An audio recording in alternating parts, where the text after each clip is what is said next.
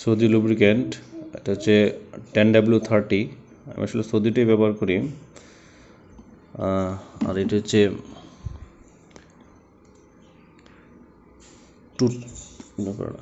20W40। এটা আমি মাহিন্দ্রা বাইকে ব্যবহার করি, মাহিন্দ্রা সেন্টুরো। মাহিন্দ্রা বাইকের জন্য 20W40 সিনথেটিক। তবে আগে আমি এটা ব্যবহার করেছি, এটা আমি 2000-2500 কিলোমিটার ব্যবহার করি। এমন ধরো না, দুটোই সিনথেটিক ব্ল্যান্ড। API-SN আছে SL থেকে ভালো। JSOM-A2 তো মোটরসাইকেলের ক্লাস প্লেটে JSOM-A2 থাকলে মোটরসাইকেলের ইঞ্জিন অয়েলটা ব্যবহার করা যায়, এটা ভালো। এটা চালালে ইঞ্জিনটা সাউন্ডটা ভালো থাকে, স্মুথ থাকে। আমি 2500 কিলোমিটার চালাই আর কি। প্রত্যেকটি ইঞ্জিন অয়েল আসলে 2500 চালাই। এটা হচ্ছে সৌদি এখন চলতেছে, এটা 1200 চলতেছে, আরও 1200-1300 চালাবো। তবে আমার 1000 কিলো পরপর একটু মোবিল লাগলে আমি টপ আপ করে নিই আর কি।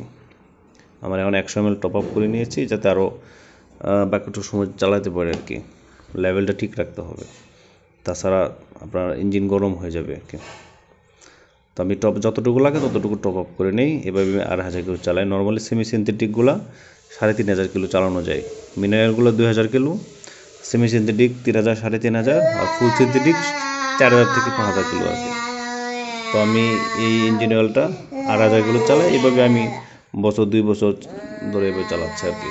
আমার বাইকটা প্রায় 60,000 কিলো রানিং আর কি। মধ্যে একবার পিস্টন পাল্টে হয়েছিল, পুরাতন গাড়ি তো। যাই হোক, এই গাড়ির 10W30টা আসলে আপনার ফুয়েল সাশ্রয় হয় আর কি।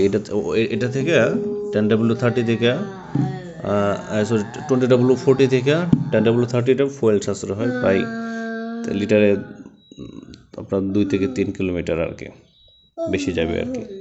তবে এটা হিটে কিন্তু এটা সেবা দিয়ে বেশি, এটা মোটা তো।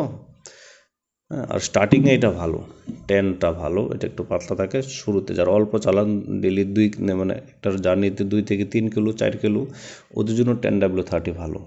কারণ এটা আপনার ইঞ্জিন আপনারটা খুব তাড়াতাড়ি চলবে আর কি, ভালো চলবে। আর এটা তো হিট হওয়ার পরে তারপরে এটা একটু ইঞ্জিন অয়েলটা একটু পাতলা হবে আর কি, ঠিক আছে।